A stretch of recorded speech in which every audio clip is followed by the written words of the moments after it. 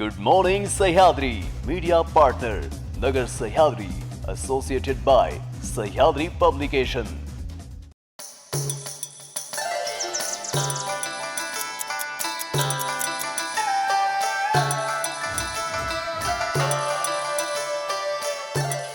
नमस्कार, मी साक्षी न्यूज 24 सह्याद्रीमध्ये तुमचं स्वागत. पाहूया देश विदेशासह राज्यातील महत्त्वपूर्ण बातम्यांचा आढावा. Good morning सह्याद्रीमध्ये.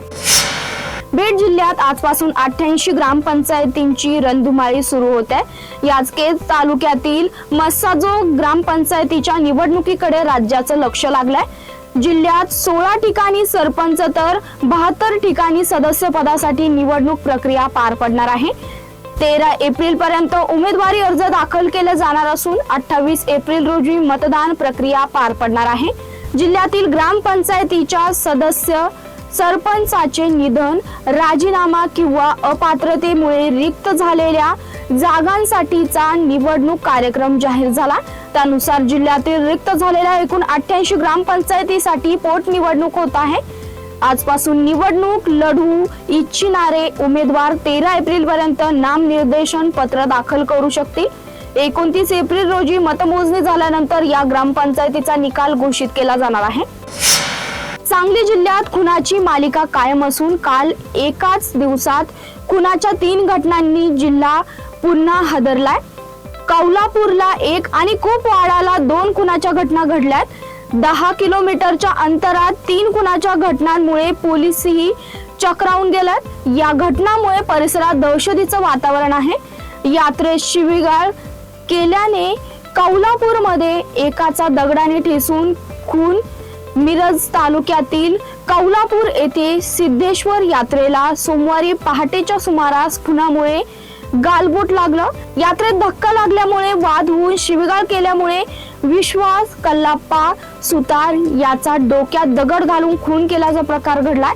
संशयित रोहित उर्फ नवनाथ श्रीरंग नाईक याला तत्काळ अटक करण्यात आलाय. बारामतीची पोटनिवडणूक बिनविरोध करण्याची विनंती अवेरून आकाश मोरे यांना सुनेत्रा पवार यांच्या विरोधात रिंगणात उतरणाऱ्या काँग्रेस आणि राष्ट्रवादी सध्या झुंपलाय. सुनेत्रा पवार यांनी काँग्रेसचे महाराष्ट्र प्रदेशाध्यक्ष हर्षवर्धन सपकाळ यांना फोन करून बारामती पोटनिवडणुकीत पाठिंबा देण्याची मागणी केली होती. मात्र त्यानंतरही काँग्रेसच्या दिल्लीत हायकमांडने बारामतीच्या पोटनिवडणुकीत उमेदवार रिंगणात उतरवला होता. काँग्रेसची ही कृती सुनेत्रा पवार यांचे पुत्र पार्थ पवार यांच्या चांगलीच जिव्हारी लागली होती. त्यांनी काँग्रेस पक्षाला दुसणे देत ही काँग्रेसच्या महाराष्ट्रातील डाऊन फ्लोअरची सुरुवात असल्याची टिप्पणी केली होती. पार्थ पवार यांच्या टीकेला महाराष्ट्र काँग्रेसने ट्विट करून प्रत्युत्तर दिला. नाशिकमधील भोंदूबाबा अशोक खरात याची सध्या SIT कडून चौकशी सुरू आहे. या चौकशीतून धक्कादायक माहिती समोर आली आहे. महिलांचं लैंगिक शोषण केल्याची कबुली अशोक खरातने दिली आहे. महिलांना जाळ्यात ओढण्यासाठी वापरलेल्या टिक्सला विज्ञानाचं नाव दिल्याचं समोर आलं आहे. या काळ्या कारनाम्यात खरातला अन्य कोणाची मदत होती का याचा तपास सुरू आहे. चमत्कार आणि वशीकरण नव्हे तर हातचलाखीने महिलांना धमकावल्याची तसेच शोषण केल्याची अशोक खरातने कबुली केल्याची सूत्रांनी माहिती दिली आहे. या गोष्टींना लोक चमत्कार आणि वशीकरण समजतात.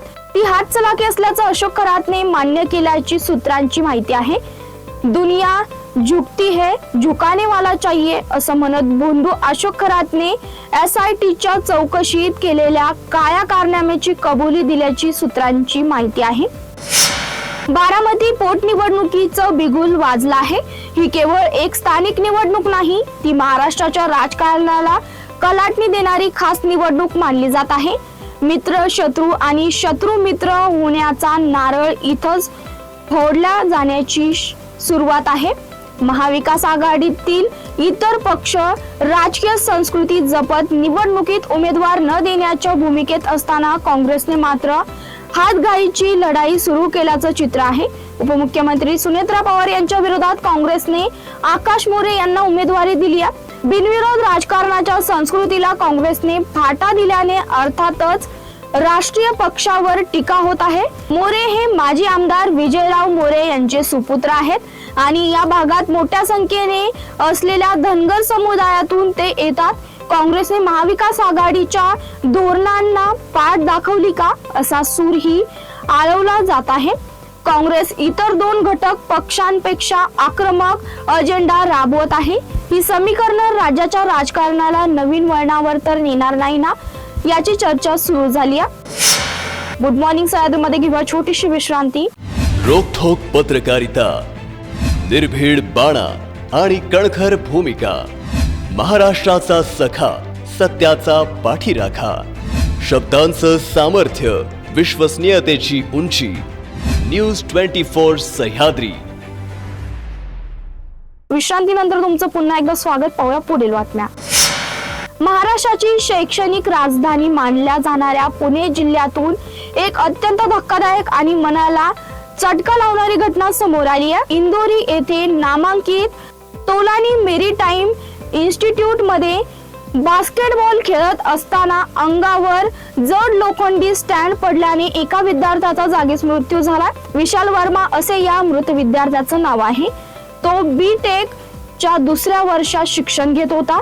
मिळालेल्या माहितीनुसार विशाल वर्मा हा मूळचा उत्तर प्रदेशातील अयोध्या येथील रहिवासी होता. तो संस्थेच्या वसतिगृहात राहून आपले शिक्षण पूर्ण करत होता. रविवारी सकाळी 7:30च्या सुमारास तो बास्केटबॉल मैदानात खेळण्यासाठी गेला. यावेळी बास्केटबॉल पोस्टची जड रिंग अचानक निकामी होऊन थेट विशालच्या डोक्यावर कोसळली. हा अपघात इतका भीषण होता की विशाल गंभीर जखमी होऊन रक्ताच्या थारोळ्यात पडला. अकोले शहरातील गायगाव अकोला रस्त्यावर धक्कादायक घटना घडली आहे. अर्धवट जळालेल्या अवस्थेत महिलेचा मृतदेह आढळला. अन्नपूर्णा माता मंदिर परिसरात एकच खळबळ उडाली आहे. घटनेची माहिती मिळताच दबकी रोड पोलिसांनी तत्काळ घटनास्थळी भेट दिली. मृतदेह जळालेल्या अवस्थेत आढळल्यामुळे घातपात झाल्याची शक्यता प्राथमिक तपासात समोर आली.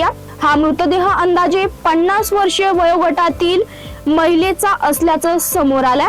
मृतदेह जळालेल्या अवस्थेत आढळल्यामुळे या प्रकरणात घातपाताची शक्यता वर्तवली जाते.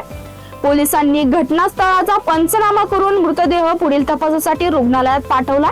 दरम्यान पोलिसांकडून महिलेची ओळख पटवण्यासह मृत्यू मागील कारण शोधण्याचं काम सुरू आहे. राज्याचे दिवंगत उपमुख्यमंत्री अजित पवार यांच्या निधनानंतर बारामती विधानसभा मतदारसंघाची पोटनिवडणूक होत आहे. आज उपमुख्यमंत्री सुनेत्रा पवार यांनी बारामती पोटनिवडणुकीसाठी उमेदवारी अर्ज दाखल केला. अर्ज दाखल करण्यासाठी पक्षाचे सगळेच बडे नेते बारामतीत दाखल झाले होते. माजी आमदार अमोल मिटकरी हे देखील आले होते. यावेळी मिटकरी यांनी ज्या ठिकाणी अजित पवार यांच्या विमानाचा अपघात झाला त्या गोजूबावी या ठिकाणी जाऊन दर्शन घेतलं. तसेच त्या ठिकाणी मिटकरी यांनी दिवंगत अजित पवार यांना लिहिलेलं एक पत्र देखील ठेवलं आहे. बारामतीत तुम्ही नाही म्हणजे पंढरीत विठ्ठल नाही. आता हा शेवटचा पत्रव्यवहार तुमच्या बलिदान स्थळी, असा उल्लेख मिटकरी यांनी केला. भारतीय जनता पक्षाने 6 एप्रिल रोजी 47व्या वर्षात पदार्पण केला. 6 एप्रिल 1980 रोजी स्थापन झालेल्या पक्षाने 46 वर्षांचा प्रवास पूर्ण केला. या निमित्ताने भाजपाचे महाराष्ट्र प्रदेशाध्यक्ष रवींद्र चव्हाण यांनी एक्स पोर्टलद्वारे पक्षाच्या वाटचालीचा आढावा घेत कार्यकर्त्यांच्या योगदानाचा गौरव केला. रवींद्र चव्हाण यांनी नमूद केलंय की विचारधारेच्या भक्कम मुळावर उभा असलेला आणि कार्यकर्त्यांच्या संघर्षातून घडलेला भाजप आज विशाल वटवृक्ष बनलाय. 6 एप्रिल 1980 रोजी रोवलेलं बीज आज 25 कोटींहून अधिक कार्यकर्त्यांच्या मेहनतीने देशभर विस्तारलं आहे, असं त्यांनी म्हटलंय. राज्यात मागील काही दिवसांपासून पाऊस सतत हजेरी लावताना दिसत आहे. पावसामुळे मोठा फटका शेती पिकांना बसतोय. अवकाळी पाऊस राज्यातून जाण्याचं नाव घेत नाही. गारपिटीसह पाऊस होताना दिसतोय. त्यामध्ये आजही वादळी वाऱ्यासह पावसाचा इशारा देण्यात आलाय. गडचिरोली आणि चंद्रपूर मध्ये वादळी वाऱ्यासह पाऊस हजेरी लावण्याची शक्यता आहे. भारतीय हवामान विभागाने पावसाचा येलो अलर्ट जारी केला. आज राज्यात तापमानात चढ उतार बघायला मिळेल. काही भागात उष्णता वाढण्याचे संकेत आहेत. गेल्या 8 दिवसांपेक्षा जास्त दिवसांपासून अवकाळीचे ढग राज्यात होत आहे. आता कोठे अवकाळी पाऊस कमी होताना दिसतोय. मराठवाड्यात अवकाळी पावसामुळे मोठे नुकसान झालंय. गडचिरोली आणि चंद्रपूर सोडलं तर राज्यातील इतर भागात आज उष्णता वाढण्याचे संकेत आहेत. गुड मॉर्निंग सह्याद्री मध्ये तेच थांबतोय. तुम्ही पाहत राहा न्यूज 24 सह्याद्री.